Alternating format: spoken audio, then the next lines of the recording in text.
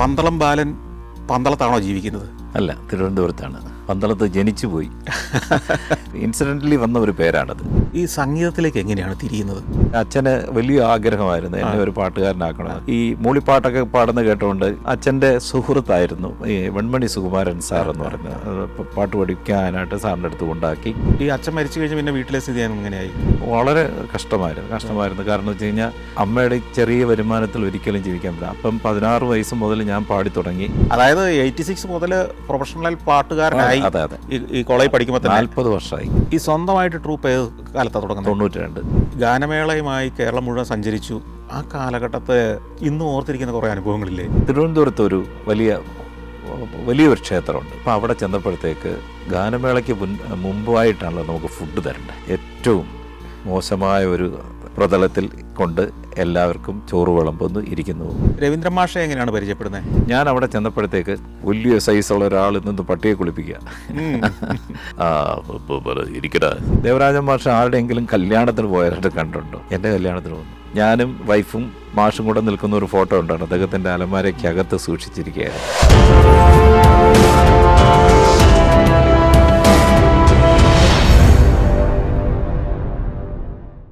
എന്നോട് പലരും പറയാറുണ്ട് നിങ്ങളോട് എനിക്ക് അസൂയയാണെന്ന്. എൻ്റെ യാത്രകളും എൻ്റെ ജീവിതത്തിൻ്റെ കഥകളുമൊക്കെ കേട്ടിട്ടായിരിക്കും അങ്ങനെ പറയുന്നത്.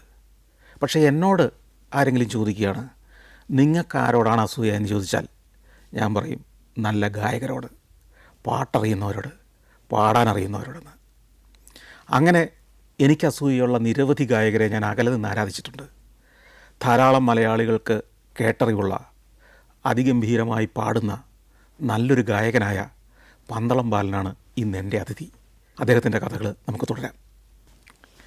അപൂർവമായിട്ട് ഇങ്ങനെ അവസരങ്ങൾ കിട്ടുമ്പോഴും ഈ ഗാനമേള ട്രൂപ്പിൽ ഇങ്ങനെ പര്യടനം തുടരുന്നുണ്ട്. അതിപ്പോഴും തുടരുന്നു. അത് എനിക്കൊരു വികാരമാണ്. എങ്ങനെയാണ് പിന്നെ അവിടെ നിന്ന് അമേരിക്കയിലേക്ക് കടക്കുന്നത്? 2003 2003 ഞാൻ അമേരിക്ക പോകുന്ന സമയത്തെന്ന് വെച്ച് കഴിഞ്ഞാൽ അതെന്തിനാ പരിപാടിക്ക് പോകുന്നതാണോ? പ്രോഗ്രാമിന് വേണ്ടി പോയത്. ആരാ അങ്ങോട്ട് കൊണ്ടുപോകുന്നത് ക്ഷണിക്കുന്നത്? ഇടവ ബഷീർ എന്ന് പറയുന്ന ഇടവ ബഷീർ പ്രശസ്തനായ അദ്ദേഹത്തിൻ്റെ 4ാം ചരമദിനമാണിന്ന്. ഇന്ന് അദ്ദേഹം സ്റ്റേജിൽ പാടിക്കൊണ്ടുവന്നപ്പോൾ മരണപ്പെട്ടാണ്. അദ്ദേഹത്തിൻ്റെ 4ാമത്തെ ചരമം. അദ്ദേഹത്തിൻ്റെ ഒപ്പമാണോ പോകുന്നത്? അദ്ദേഹമാണ് എന്നെ കൊണ്ടുപോയതും സജസ്റ്റ് ചെയ്തതും. അങ്ങനെ അവിടെ പോകുന്നു. എത്ര സ്റ്റേജുകളിലേക്കാണ് അത്? 10 സ്റ്റേജ്. ഞാനുണ്ടായിരുന്നു. ഡെലീമ MLA ഡെലീമ, പിന്നെ പ്രേംകുമാർ, നടൻ പ്രേംകുമാർ, ഒരു വലിയ ടീമായിരുന്നു. ഒരു സ്റ്റേജ് ഷോ തന്നെയായിരുന്നു. അതെ, സംഗീതം മാത്രമല്ല. സുകന്യ ഉണ്ടായിരുന്നു നടി. അപ്പം പ്രിയങ്ക, അങ്ങനെ കുറേ പേരുണ്ടായിരുന്നു. ഒരു 10-20 പേരോളം ഉണ്ടായിരുന്നു. ഒരു വലിയ ടീമായിരുന്നു. അപ്പം അങ്ങനെ അത് കഴിഞ്ഞു. അതെവിടെയായിരുന്നു ആദ്യത്തെ ഷോ? അറ്റ്ലാന്റയിൽ. അറ്റ്ലാന്റ, പിന്നെ ഫ്ലോറിഡ, ടാമ്പ, ഫോർട്ട് ലോഡറിൽ, അങ്ങനെ അത്യാവശ്യം ഭാഗങ്ങളെല്ലാം അന്ന് പോയിരുന്നു. അതിനുശേഷം പിന്നെ ഏകദേശം 1 മാസം സമയമുണ്ടായിരുന്നു. അപ്പോൾ എനിക്ക് ഇവിടെ സാമ്പത്തികമായി വലിയ സ്ട്രഗിളിൽ നിൽക്കുന്ന സമയം. വീടില്ല, 2 മക്കളായി. ഇതിനിടയ്ക്ക് ഇൻ ബിറ്റ്വീനാണ് 2 പെങ്ങന്മാരുടെ കല്യാണം കഴിഞ്ഞത്, എൻ്റെ കല്യാണവും. ഇതെല്ലാം കൂടെ ആയപ്പോഴത്തേക്ക് ഇതിനിടയ്ക്കൂടെ 5 സെൻറ്റ് സ്ഥലം വാങ്ങിച്ചായിരുന്നു. അതും പോയി. ഗൾഫിൽ ഒരു ഷോ ഉണ്ടായിരുന്നു. ആ ഷോ മൊത്തം എന്നെ ഏൽപ്പിച്ചിരുന്നു. ആ ഷോയും നടന്നില്ല. ഷോ നടന്നു, 5 പൈസ കിട്ടിയില്ല. അതാണ് കാരണം. ഈ ഷോ ഇങ്ങനെ മാറ്റിവെക്കുന്നതിനനുസരിച്ച് പരിപാടികൾ ക്യാൻസൽ ചെയ്തുകൊണ്ടിരുന്നു. അപ്പം മൊത്തത്തിൽ നഷ്ടമായിരുന്നു. ഒരു സെന്നും എടുത്തു. ആ കാലത്തെ ബെൻസിന് തുല്യമായിരുന്നല്ലോ സെന്നെന്ന് പറയുന്നത്. ആ സെന്ന് വേണം. അപ്പോൾ ഇതെല്ലാം മൊത്തത്തിൽ താറുമാറായി പോയതുകൊണ്ട് അങ്ങനെ കുറേ സുഹൃത്തുക്കളുണ്ടായിരുന്നു. നമുക്കൊന്ന് ഇവിടെ നിൽക്കുന്നതിനെ പറ്റി ആലോചിച്ചതും. ഈ പല സ്റ്റേജ് പരിപാടികൾ നടക്കുന്ന സമയത്ത് അവിടെ എത്തിക്കഴിഞ്ഞിട്ട് എന്നാൽ ഇനി കുറച്ചു കാലം ഇവിടെ നിൽക്കാൻ തീരുമാനിക്കുകയായിരുന്നോ? അങ്ങനെ തീരുമാനിച്ചത്. പക്ഷേ അങ്ങനെ അവിടെ നിൽക്കുമ്പോൾ ഒരു തൊഴിൽ വേണ്ടേ? എങ്ങനെ മറ്റെന്ത് തൊഴിൽ അവിടെ കണ്ടുപിടിക്കും? അപ്പോൾ തൊഴിൽ കണ്ടുപിടിക്കാമെന്ന് വെച്ച് കഴിഞ്ഞാൽ ഈ പറയുന്ന പോലെ ഭാഷ ഒരു വിഷയമാണല്ലോ. ഇംഗ്ലീഷ് ഒരു വിഷയമാണ്. ഈ ഭാഷ സംസാരിക്കാതെ അവിടെ ജോലി ചെയ്യാനും പറ്റില്ല. പിന്നീട് ഈ പറഞ്ഞ പോലെ ഒരു പാട്ട് നമുക്ക് രവീന്ദ്ര മാഷ, ദേവരാം മാഷ പറഞ്ഞു തരാം, അല്ലെങ്കിൽ മ്യൂസിക് ഡയറക്ടേഴ്സ് പറഞ്ഞു തരുമ്പോൾ പെട്ടെന്ന് ഗ്രാസ്പിംഗ് പവർ ഉണ്ടല്ലോ. അപ്പോൾ അതുകൊണ്ട് കലാകാരനായതുകൊണ്ട് അവിടെ ചെന്നപ്പോഴേ തന്നെ ഈസും വാസും കൊണ്ടുവന്ന് അറിഞ്ഞത്, പ്രസൻറ്റൻസും കൊണ്ടുവന്ന് ഇതൊക്കെ വേണമെന്നുള്ളതൊക്കെ അറിയാൻ പറ്റും. അങ്ങനെ ഒരു എന്ത് പറഞ്ഞു തീരുമാനമെടുക്കുകയും ഒരു ഗ്യാസ് സ്റ്റേഷനിലേക്ക് എന്നെ ജോലിക്കായിട്ട് ഞാൻ കയറണമെങ്കിൽ ഫ്രണ്ടിൽ ആ രജിസ്റ്റർ നമ്മൾ സ്വന്തമായിട്ട് വർക്ക് ചെയ്തെങ്കിൽ മാത്രമേ ശമ്പളമുള്ളൂ, ബാക്കിയെല്ലാം ട്രെയിനിയാണ്. അപ്പോൾ ശമ്പളമില്ലാതെ കുറേ കാലം ജോലി ചെയ്തതിന് ശേഷമാണ് ഒരു കസ്റ്റമറെ നമ്മൾ എടുക്കാൻ വേണ്ടിയുള്ള ഒരു കപ്പാസിറ്റി ആയതിനു ശേഷം മാത്രമേ ശമ്പളം കിട്ടുള്ളൂ. പക്ഷേ അങ്ങനെ കുറച്ച് മാസങ്ങളെടുത്തു 2 വർഷത്തിന് ശേഷമാണ് പിന്നെ പാട്ട് പാടിയത് പോലും. അല്ല, അപ്പോൾ ഒരു ഗ്യാസ് സ്റ്റേഷനിൽ, അതായത് പെട്രോൾ പമ്പിലാണ് ആദ്യം ജോലിക്ക് കയറുന്നത്. അതെ. അവിടെ കൊണ്ട് എത്തിച്ചതാരാ? മലയാളികൾ ഒരു സഹായിച്ചോ? സിജിൽ പാലക്കരോടി എന്ന് പറയുന്ന ഒരാൾ, ഇപ്പം അത് അമേരിക്കയിലുണ്ട്, ഇപ്പം ഇപ്പോഴും അവരുടെ സഹായത്തോടെയാണ്. അതെ. അങ്ങനെ ഒരു 2 കൊല്ലത്തോളം പെട്രോൾ പമ്പിൽ തന്നെയായിരുന്നു ജോലി. ആയിരുന്നു. ഈ പെട്രോൾ പമ്പിലൊക്കെ അന്ന് എന്ത് കിട്ടും?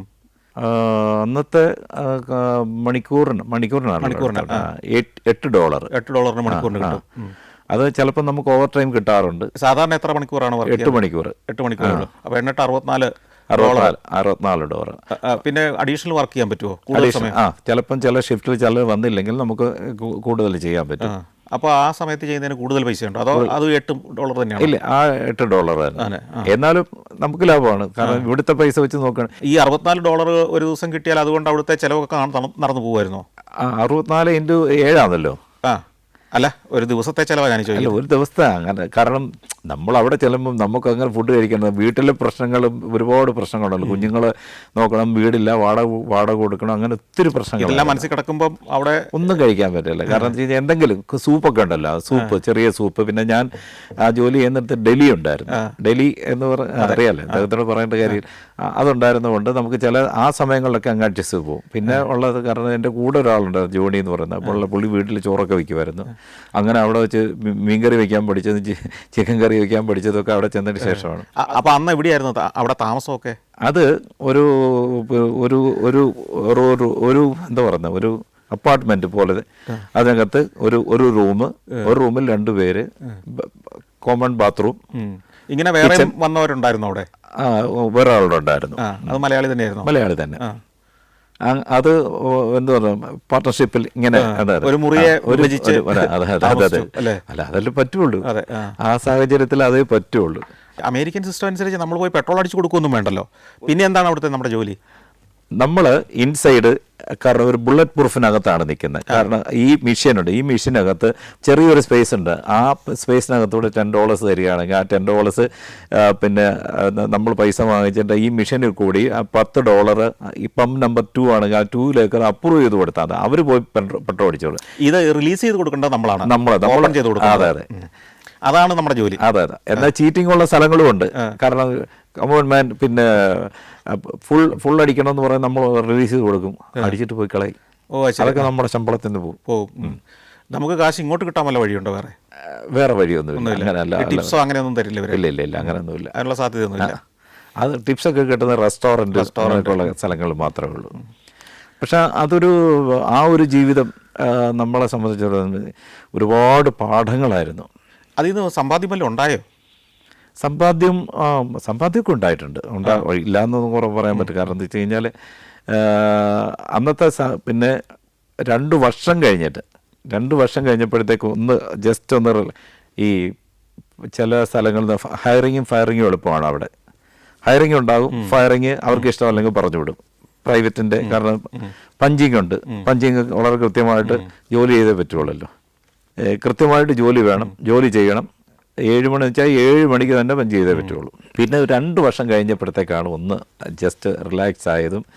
പിന്നെ സ്കൂളിൽ കിട്ടി, കുറച്ചുകൂടെ ശമ്പളത്തിൽ ജോലി ചെയ്യാൻ പറ്റും. അപ്പോൾ തുടർന്ന് ഈ 2 വർഷം കഴിഞ്ഞിട്ട് പിന്നെ ജോലി മാറിയോ? അതോ അന്നും? അല്ല, അവിടെ നിന്ന് ടാമ്പയ്ക്ക് പോയി. നമുക്ക് എവിടെ വേണം പോലെ ടാമ്പയ്ക്ക് പോയി. ടാമ്പയിൽ ഏകദേശം 9 മാസം ജോലി ചെയ്തു. അവിടെ നിന്ന് പിന്നെ അറ്റ്ലാന്റയ്ക്ക് പോയി. ഇതെല്ലാം ഈ പമ്പിൽ തന്നെയാണോ? പമ്പുകളാണ്. പെട്രോൾ ഗ്യാസ് സ്റ്റേഷൻ, ഗ്രോസറി ഉണ്ട്. ചില സ്ഥലങ്ങളിൽ ഗ്രോസറീസ് ഉണ്ട്. എടുത്തു നോക്കുമ്പോൾ നമ്മൾ പിന്നെ ഇതടിച്ചു കൊടുക്കുക, ബില്ലടിക്കുക, കാശ് മേടിക്കുക. അല്ല, കൂളർ ഫില്ലിംഗ് ഉണ്ട്, മോപ്പിംഗ് ഉണ്ട്, ബാത്റൂം കഴുകണം. ഇതെല്ലാം നമ്മൾ ചെയ്തേ പറ്റുള്ളൂ. കാരണം അവിടെ നിന്നുള്ള ആൾക്കാർക്ക് അതൊന്നും ഒരു വിഷയമല്ല. ഇവിടെയാണല്ലോ. ഈ ഗ്രോസറി സ്റ്റോറിലൊക്കെ ആകുമ്പോൾ ശമ്പളം എത്ര കിട്ടും മണിക്കൂറിന്? മണിക്കൂർ കൂടുതൽ കിട്ടും. കൂടുതൽ മണിക്കൂർ കിട്ടും. ഏതാണ്ട് ഇത്രയൊക്കെ തന്നെയാണോ കൂലി? ഏകദേശമൊക്കെ ഇത്ര തന്നെ. എന്നാലും കുഴപ്പമില്ല, നമുക്കിവിടെ ആവശ്യമാണ്. വീട് പണി നടക്കുന്നു, കുഞ്ഞുങ്ങളുടെ വിദ്യാഭ്യാസത്തിന് വേണം. നമ്മൾ എന്തായാലും ത്യജിച്ച്, കാരണം ജീവിതം അങ്ങനെയാണല്ലോ. കാരണം ഈ അമേരിക്കയിലെ ഈ ഗ്യാസ് സ്റ്റേഷനിലും ഇത്തരം ഗ്രോസറി സ്റ്റോറിലും ഒക്കെ പലപ്പോഴും ഈ തോക്കുമായിട്ട് ആളുകൾ കയറി വരിക, വിരട്ടുക, വെടിവെക്കുക, ഇതൊക്കെ ഇടയ്ക്കിടയ്ക്ക് എല്ലാം ഉണ്ടാകുന്നില്ലേ? അനുഭവിച്ച ആളാണ് ഞാൻ. അതെന്തായിരുന്നു സംഭവം? ഞാൻ പിന്നെ പിക്കപ്പ് സി, ന്യൂയോർക്കിൽ പിക്കപ്പ് സി എന്ന് പറഞ്ഞാൽ ആൽബനിക്ക് ന്യൂബർഗിനടുത്ത് ഉള്ള ഒരു സ്ഥലമാണ്. അപ്പോൾ അവിടെയാണ് ഞാൻ 7 വർഷം ജോലി ചെയ്തത്. അവിടെ ബ്ലാക്സിൻ്റെ ഏരിയയാണ്. അത് ഈ ഗ്രോസറി സ്റ്റോറായിരുന്നു? ഗ്രോസറി മാത്രം. ഗ്രോസറി പിന്നെ ഡൽഹിയുണ്ട്. ഇത് രണ്ടും കൂടെ ചേർന്ന്. കാരണം ഒരു ഭയങ്കര തിരക്ക് പിടിച്ചൊരു സ്ഥലമാണ്. കാരണം വെച്ച് കഴിഞ്ഞാൽ പിന്നെ ഈ ഡൽഹിയിൽ എന്തൊക്കെയാണ് ശരിക്കും സാധാരണ? ഡൽഹിയിൽ സാൻഡ്വിച്ചസ് ആണ്. സാൻഡ്വിച്ചസ്, ചിക്കൻ സാൻഡ്വിച്ച്, പിന്നെ egg and cheese. Egg and cheese എന്ന് പറയുന്ന സാധനം അവിടെ ഫേമസ് ആണ്. എഗ് ആൻഡ് ചീസ്, ഹാം, പിന്നെ പസ്റാമി എന്ന് പറയുന്ന സാധനം. പസ്റാമി അതെല്ലാം പെട്ടെന്ന് എടുത്ത് കൊടുക്കാവുന്ന സാധനങ്ങളാണ് കൂടുതൽ. ചൂടാക്കി കൊടുക്കേണ്ടി വരുമോ? അല്ല, സാൻഡ്വിച്ച് മേക്കർ ഉണ്ട് അവിടെ, ഒരാളുണ്ട്. കാരണം ഫ്രഷ് ആണ്. അത് മൈനസും മസ്റ്റർഡും ഒക്കെ ഒരുമിച്ച് പറയും. ചിലർക്ക് മൈനസ് മാത്രമാണ് വേണ്ട, അതിനകത്ത് മസ്റ്റർഡ് ഇട്ട് കൊണ്ടൊരൊറ്റ ഏറാ അവിടെ. അത് ഈ പറഞ്ഞ പോലെ ഫുഡിൽ യാതൊരു കോംപ്രമൈസ്. ഡൽഹിയിലും ബില്ലടിക്കലൊക്കെ ആയിരുന്നു ചെയ്യുന്നത്? എല്ലാം ഓർഡർ എടുക്കേണ്ടത് ഞാനാണ്, നമ്മൾ കൊടുക്കുകയാണ്. കാരണം ചിക്കൻ, ചീസ്, പിന്നെ let's, tomato, minus, mustard, salt, pepper എന്നൊക്കെ പറഞ്ഞ് ഇതാണ് അതിൻ്റെ ഓർഡർ. പിന്നെ റോൾ എന്ന് പറഞ്ഞാൽ റോൾ കൊടുക്കണം. പിന്നെ സബ് എന്ന് പറഞ്ഞു കഴിഞ്ഞാൽ ലോങ് വീറ്റ് ബ്രെഡ് ഉണ്ടല്ലോ, അതിൽ കൊടുക്കണം. ചിലർക്ക് ഹണി മസ്റ്റർഡ് വേണം. അത് വേണം. ഇതൊന്നും ഇല്ലെങ്കിൽ ഭയങ്കര പിണക്കം കേട്ടോ. ഒറ്റയേറെ ഇങ്ങോട്ട് കൊണ്ട്. പിന്നെ നമ്മുടെ നിവൃത്തികേട് കൊണ്ട് നമ്മളതെല്ലാം, കാരണം നമ്മൾ വേറെ ചോയ്സ് ഇല്ലല്ലോ. പിന്നെ അതുപോലെ തന്നെ ഞാൻ ന്യൂയോർക്ക് ജോലി ചെയ്തുകൊണ്ടിരുന്നപ്പോഴത്തേക്ക് ഈ തോക്ക് കൊണ്ടുവച്ചത് അത് ഈ ഡൽഹിയിൽ ആയിരുന്നു. ഗ്രോസറി സ്റ്റോറിൽ അവന്മാർക്ക് അങ്ങനെയൊന്നും ഇല്ലല്ലോ. അല്ല, ഈ ഗ്രോസറി സ്റ്റോറിൽ ജോലി ചെയ്യുമ്പോഴാണ് ഇങ്ങനെ മാസ്ക് വെച്ചിട്ട് ഇവിടെ കൊണ്ട് തൂപ്പ്. രാത്രി 10:30 രണ്ടുപേരാണ് ജോലി ചെയ്യുന്നത്. ആ എൻ്റെ കൂടെ നിന്ന ഹെൽപ്പർ അവിടുത്തെ ക്ലീനിങ് എല്ലാം കഴിഞ്ഞ് അവൻ പോയി കഴിഞ്ഞ് ആരും ഇല്ല എന്ന് പറഞ്ഞ സൈലന്റ് സമയത്താണ് ഇത് കയറി വരുന്നത്. അപ്പോൾ 24 hours വർക്ക് ചെയ്യുന്ന? ഇല്ല, 12 മണിക്കാണ്. 12 മണിക്ക് ഞാനാണ് ക്ലോസ് ചെയ്ത് പോകുന്നത്. ഈ 12 മണിക്ക് ക്ലോസ് ചെയ്യുന്നതിന് മുമ്പായിട്ടാണ് ഇവൻ വരുന്നത്. ഇങ്ങനെ മാസ്ക് ഇട്ടിട്ട് തോക്ക് വെച്ചിട്ട് കമാക്കി വിത്ത് ഓൾ മണി എന്ന് പറഞ്ഞാൽ ഞാൻ ഹാൻഡ്സപ്പ് കൈപൊക്കി അവിടെ നിൽക്കുക. എന്നാൽ ഞാൻ കൈ അനക്കിയിട്ടുണ്ടെങ്കിൽ മുമ്പടി വയ്ക്കും. എന്നിട്ട് മൊത്തം അവനറിയാം ഡ്രോ തുറക്കണ്ട്, അത് തുറന്ന് മൊത്തം എടുത്തോണ്ട് പോയി. ഈ ക്ലോസിംഗ് ടൈമായിട്ട് കുറച്ച് പൈസ ക്യാമറയൊക്കെ ഉണ്ടല്ലോ ഉണ്ട്. തൊട്ട് ഇതിന്റെ താഴെ തന്നെ ബട്ടൺ ഉണ്ട്. ആ ബട്ടൺ ഞെക്കി അപ്പം പോലീസ് വരും. പോയി കഴിഞ്ഞോണ്ടേ ഞെക്കി പോലീസ് വന്നു. ഇതെല്ലാം എന്താ പറഞ്ഞായിരുന്നു, തെളിവാണല്ലോ. പക്ഷേ പിന്നെ കേസും അടുത്ത ദിവസമൊക്കെ ഇവരൊക്കെ വന്നു. പിന്നെ അതൊക്കെ ഇങ്ങനെയൊക്കെ പോയി. ഇങ്ങനെ ഒരു മോഷണം നടന്നു കഴിഞ്ഞാൽ പോലീസ് വന്ന് നമ്മളെ ചോദ്യം ചെയ്യില്ലേ? അല്ല, അതിൻ്റെ തെളിവുണ്ടല്ലോ. കാരണം ചോദ്യം ചെയ്യും. അടുത്ത ദിവസങ്ങളിൽ കോടതി പോകേണ്ടി വരും. അങ്ങനെയില്ല, അങ്ങനൊന്നുമില്ല. ഇത് ഇവരെ പിടിക്കാറുണ്ടോ സാധാരണ അവിടെ? ചിലരെ പിടിക്കും. ഇതിനോട് കണക്ട് ചെയ്തിട്ട് ഏകദേശം ഒരു 6 മാസം കഴിഞ്ഞിട്ട് ഈ ഡച്ച് മാസ്റ്റർ ഉണ്ടല്ലോ, ഇവിടുത്തെ മരിവാന ഒക്കെ ഉപയോഗിക്കുന്ന ഡച്ച് മാസ്റ്റർ വേണമെന്ന് പറഞ്ഞിട്ട് എന്നോടൊക്കെ ഭയങ്കര ഇഷ്ടം. കാരണം ഹൈ ഹണി, ഹൈ ബഡി, പിന്നെ ചോക്ലേറ്റ് എന്നൊക്കെ പെണ്ണുങ്ങൾ എന്നെ വിളിക്കുന്നത്. കാരണം വെച്ചാൽ നമ്മുടെ ഈ സ്കിന്നും നമ്മുടെ ഹെയറും വ്യത്യാസം ഉണ്ടല്ലോ. ആർ യു ഇന്ത്യൻ എന്നൊക്കെ ചോദിക്കുക. എന്താ വെച്ചാൽ യെസ്, നമ്മുടെ സ്കിന്നൊക്കെ അവർക്ക് വലിയ ഇഷ്ടമാണ്. നമ്മുടെ രീതികളും നമ്മുടെ ഫുഡും ഇന്ത്യയെ പറ്റിയൊക്കെ അറിയാവുന്ന ഒരുപാട് പേരുണ്ട്, അറിയാത്തവന്മാരുമുണ്ട്. അപ്പം ഒരു ദിവസം ഇങ്ങനെ ഡച്ച് മാസ്റ്റർ വേണമെന്ന് പറഞ്ഞു. പാനിക്കായിരുന്നു അവൻ. പെട്ടെന്ന് പുറത്തോട്ടിറങ്ങിപ്പോയി പൊടാന്ന് കേട്ടു. പുറത്തുനിന്ന് വെടിവെച്ചതാ. എൻ്റെ മുന്നേ വന്നാണ് പെടഞ്ഞ് മരിച്ചത്. ആരെയാണ് വെടിവെച്ചത്? പരസ്പര പുറത്തുനിന്ന് അവിടെ ഈ രണ്ടുപേരും ഇവിടെ വരുന്നവർ തന്നെ ഇവിടെ ഇറങ്ങി ചെന്നിട്ട് ഇത് വാങ്ങിച്ചുകൊണ്ട് പോയാനാണ് ഈ വെടിവെച്ചതും. എന്നിട്ട് മറ്റവൻ എൻ്റെ മുന്നേ വന്നാണ് പടഞ്ഞു മരിച്ചത്. ഞാനായിരുന്നു വിറ്റ്നസ് അതിൻ്റെ അകത്ത്. ഷോപ്പിൻ്റെ മുമ്പിൽ? അകത്തേക്ക് വന്നില്ല? ഇല്ല, അതിൻ്റെ മുമ്പിലാണ് മരിച്ചത്. അത് പകൽ സമയത്തോ? പകൽ സമയത്ത്, രാവിലെ ഒരു 11 മണിക്കൊക്കെയാണ്. പിന്നെ പോലീസായി മേളമായി. അവനെ അന്ന് രാത്രി പിടിച്ചു. വേറെ എവിടെ ഒളിച്ചിരുന്ന് പിടിച്ച് 27 വർഷത്തേക്കാണ് ശിക്ഷിക്കുന്നത്. ശരി. പിന്നെ ഇങ്ങോട്ട് അപ്പോൾ ഇത്തരം കേസുകൾ വരുമ്പോൾ നമ്മൾ വിറ്റ്നസ് ആയിട്ടൊക്കെ പോകേണ്ടി വരില്ലേ? പോകേണ്ടി വന്നില്ല, ആണോ? വിറ്റ്നസ് ആണ്. അവിടെ നിന്ന് സ്റ്റേറ്റ്മെന്റ് കൊടുത്താൽ മതി. ഇത് വലിയ അനുഭവങ്ങളല്ലേ. അതെ അതെ. അത് അമേരിക്കയിലായതുകൊണ്ട് മാത്രം കിട്ടിയതാ. ഞാൻ ഇപ്പോൾ എല്ലാവരോടും പറയാറുണ്ട്, ഇവിടുത്തെ ഒരു സാധാരണ മധു ബാലകൃഷ്ണൻ്റെ ബിജു നാരായണൻ്റെ ജീവിതമല്ല എൻ്റെത്. പാട്ട് വിട്ടിട്ടുള്ള ജീവിതമായിരുന്നു കുടുംബത്തിന് വേണ്ടി. അതിനകത്തൊരു ദുഃഖമൊന്നും എനിക്ക് തോന്നിയിട്ടില്ല ഇന്നേ വരെ. കാരണം എന്ന് വെച്ച് കഴിഞ്ഞാൽ ചിലർ പറയും എവിടെ എത്തേണ്ട പാട്ടുകാരനായിരുന്നു ഇതൊക്കെ പറയുമ്പോൾ ഇതൊക്കെ ഞാൻ കേട്ടോണ്ടെങ്കിരിക്കുകയുള്ളൂ. ഈ 8 വർഷവും പാട്ടിലേക്ക് തിരിഞ്ഞിട്ടേ ഇല്ല. 2 വർഷം കഴിഞ്ഞിട്ട് ഫ്ലോറിഡയിലെ ടാമ്പയിൽ ഒരു പരിപാടി, നമ്മുടെ ഒരുപാട് മലയാളി ആർട്ടിസ്റ്റുകളുണ്ട് അവിടെ. അപ്പോൾ അങ്ങനെ ഒരു പ്രോഗ്രാം അവിടെ വെച്ച് എന്നെ ആദ്യമായിട്ട് ഞാൻ അവിടെ പാടി. പിന്നെ അതിന് ശേഷം അറ്റ്ലാന്റ എന്ന സമയത്ത് കുറച്ച് പ്രോഗ്രാംസ് പാടി. പിന്നെ ഷിക്കാഗോയിൽ വന്നപ്പോഴത്തേക്ക് കുറേ പ്രോഗ്രാംസ് പാടാനുള്ള അവസരമുണ്ടായി. പിന്നെ ഞാൻ ഒരു 6 വർഷത്തോളം 6 വർഷത്തോളം ഈ പിക്കപ്പ് സി എന്ന് പറയുന്ന ഒരു സ്ഥലമാണ്. അതായത് ന്യൂയോർക്കിലെ ആദ്യത്തെ പത്രമാണ് പിക്കപ്പ് സി ജേണൽ എന്ന് പറയുന്നത്. നമ്മൾ പറയുന്നത് അത് പിന്നെ സ്പെല്ലിങ് ഭയങ്കര കുഴപ്പമാട്ടോ, പറയുന്ന അത്ര എളുപ്പമല്ല. ഇല്ല, പിക്കപ്പ് സി എന്ന് പറയുമ്പോൾ സൈക്കോളജി എന്ന് പറയുന്ന പോലെ POUGHKEEPSIE പിക്കപ്പ് സി എന്നാണ് നടന്നത്. പിക്കപ്പ് സിയിൽ പിന്നെ ഒരു മലയാളി ഫാമിലിയുടെ കൂടെ അവരുടെ ഓണർഷിപ്പിലായിരുന്നു ആ ഷോപ്പ് ഉണ്ടായിരുന്നത്. അപ്പോൾ പിന്നെ അദ്ദേഹത്തിൻ്റെ വൈഫും ഞാനും ഒക്കെ ഒരുമിച്ചാണ് അമേരിക്കയിൽ പോയത്. അതിനുശേഷം പിന്നെ ഈ പറഞ്ഞ പോലെ എന്നോട് വലിയ ബഹുമാനമൊക്കെ ഉള്ള എന്നെ എംപ്ലോയി ആണ്, പക്ഷേ ചേർത്ത് നിർത്തുന്ന ഒരു ഫാമിലിയായിരുന്നു. എനിക്ക് കൂടുതൽ പാടാൻ പോകാനുള്ള അവസരങ്ങളും അവിടെ നിന്നിട്ട് അറ്റ്ലാന്റയ്ക്ക് പോയിട്ടുണ്ട്, ഷിക്കാഗോയിൽ പോയിട്ടുണ്ട്, ഡാളസ് പോയിട്ടുണ്ട്, ലോസ് ആഞ്ചലസ് പോയിട്ടുണ്ട്, ഡിട്രോയിറ്റ്, എല്ലാ സ്ഥലങ്ങളും പോകാനും പിന്നെ ഉള്ള അനുമതി തരുമായിരുന്നു. അതൊക്കെ ഈ മലയാളി അസോസിയേഷനുകളുടെ ആണോ? അസോസിയേഷൻസിൻ്റെ പരിപാടികൾ കൂടുതലും. പിന്നെ ബോസ്റ്റൺ, കണക്റ്റിക്കട്ട്, എല്ലാ സ്ഥലങ്ങളിലും ഏകദേശം എല്ലാ സ്ഥലങ്ങളും പോകാൻ പറ്റിയിട്ടുണ്ട്. അവിടെയാണ് ഏറ്റവും കൂടുതൽ കാലം നിന്നത്, ഈ 6-7 വർഷത്തോളം. അപ്പോൾ എന്നെ ഒന്ന് പ്രൊട്ടക്റ്റ് ചെയ്തതും എൻ്റെ വീട് പണി സമയത്തൊക്കെ എന്നെ സംരക്ഷിച്ചതൊക്കെ അവരാണ്. അപ്പം ആ ഒരു സൗഹൃദമുണ്ട്. പിന്നെ ഷിക്കാഗോയിൽ ഒരു ബാലു ഉണ്ടായിരുന്നു. അപ്പോൾ കൂടുതൽ പ്രോഗ്രാംസ് എനിക്ക് അവിടെ അറേഞ്ച് ചെയ്തിരുന്ന.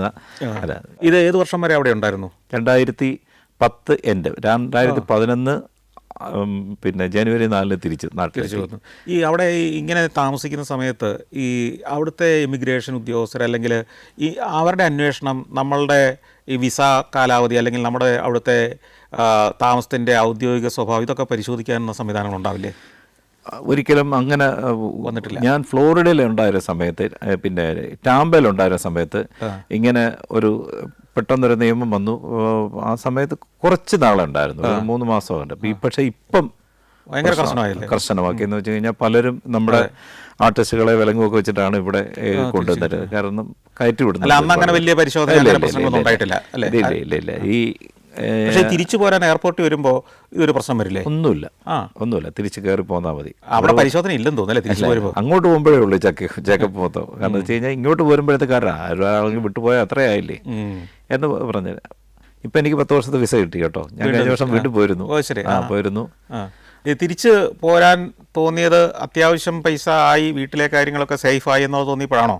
അല്ല, എനിക്ക് ലക്ഷ്യമുണ്ടായിരുന്നുള്ളൂ, ഒരു വീട് വേണമെന്ന് പറഞ്ഞാൽ. കാരണം വെച്ച് കഴിഞ്ഞാൽ അന്ന് വണ്ടി ഭ്രാന്തായിരുന്നു എനിക്ക്. വണ്ടി കൂടുതലെടുക്കണം, അതിൻ്റെ ഭാഗമായിട്ടാണ് ഈ സെന്നൊക്കെ എടുത്തത്. കയ്യിലൊതുങ്ങാതെ. കാരണം വെച്ചാൽ ഒതുങ്ങും എന്നുള്ള ധാരണയല്ല, കാൽക്കുലേഷൻ ആണല്ലോ. 2011 USA തിരിച്ചു വരുന്നു. തിരിച്ചു വന്ന് വീണ്ടും ഈ ഗാനമേള പരിപാടികളിലേക്ക് വീണ്ടും മുഴുകുമായിരുന്നു. അല്ല, 1.5 വർഷം വീട്ടിലിരുന്നു. വേറെ ആരും എന്നെ വിളിക്കില്ലല്ലോ, അറിയില്ലല്ലോ. ഞാൻ മരിച്ചുപോയി, ഈ പുള്ളി ജീവിച്ചിരിക്കില്ല. കാരണം ആക്റ്റീവായിട്ടിരുന്ന ഒരാളെ കാണാൻ. മറ്റേതെങ്കിലും ട്രൂപ്പിൽ ജോയിൻ ചെയ്യാനൊക്കെ പറ്റൂലേ? ഇല്ല, പോയില്ല. എന്ന് വെച്ച് കഴിഞ്ഞാൽ ഇല്ല, SI ഹെഡ് ആകുന്ന പോലെ ആയിപ്പോയത്. അത് വേണ്ട എന്ന് പറഞ്ഞു. ഇപ്പം എൻ്റെ ഒരു പ്രോഗ്രാമിന് 3 ലക്ഷം രൂപ 3.5 ലക്ഷം രൂപ ഞാൻ വാങ്ങിക്കുന്നുണ്ടെങ്കിൽ ഈ മാർക്കറ്റിംഗ് ആണല്ലോ. ഞാൻ പിന്നെ അത്തരത്തിലൊരു എൻ്റെ അടുത്ത് ഇവിടുന്ന് സുരാജൊക്കെ വരുമ്പോഴത്തെ പറയാറുണ്ട്, ബാലേട്ടൻ്റെ സിംഹാസനം അവിടെ ഒഴിഞ്ഞു കിടപ്പുണ്ട്, എപ്പോൾ വന്നാലും നിങ്ങൾക്ക് കയറാം എന്ന് പറഞ്ഞിട്ടുണ്ട്. ഇനി കയറുകയാണെങ്കിൽ അത്യാവശ്യം വിലയിട്ട് തന്നെ കയറുന്നുള്ളൂ. അങ്ങനെ അത് ക്ലച്ച് പിടിച്ചു.